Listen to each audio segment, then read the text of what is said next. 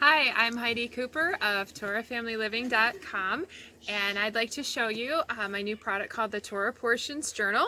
It is a printable, so you will get a PDF, not a physical journal, but I'm going to show you that I've made mine up. I printed it out so you can see how it looks when you put it together. I used a clear pocket 3-ring binder, so you can slide the front cover in like that.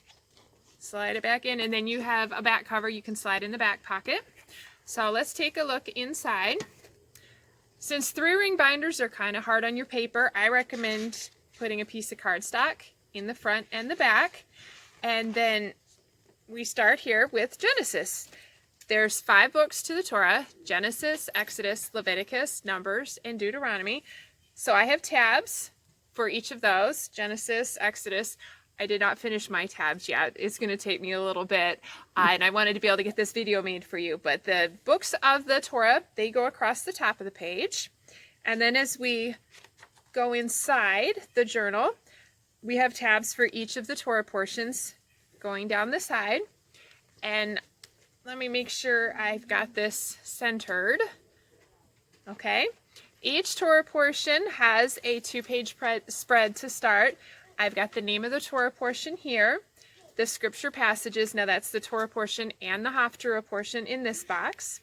I've got a place here to put a summary of the Torah portion, historical info here that's specific to each Torah portion and the time period it took place in. I've got a place here for important words that seem to keep popping up in that Torah portion that you want to take note of. And the bottom box, which is, I think, a fun one. It says, wow, I learned something cool that just popped out at you from that Torah portion. Make note of it down here in this bottom box. And on the right side, I think that's the right side. I'm all turned around. I have a key passage for each Torah portion. It's about 2 to 3 verses long that you can copy here. That's kind of an important thought from that Torah portion. And then down in the bottom, anytime we read scripture, we want to make sure that we are evaluating ourselves in comparison to what we just read. So this box is all about application and how you need to change after reading that Torah portion.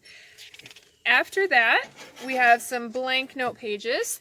If you're able to listen to teachings, or you're reading a book, or even people post insights on the Torah portion on Facebook, places like that, jot it down in the blank pages. You can use this to write an outline, take notes, whatever you need to do.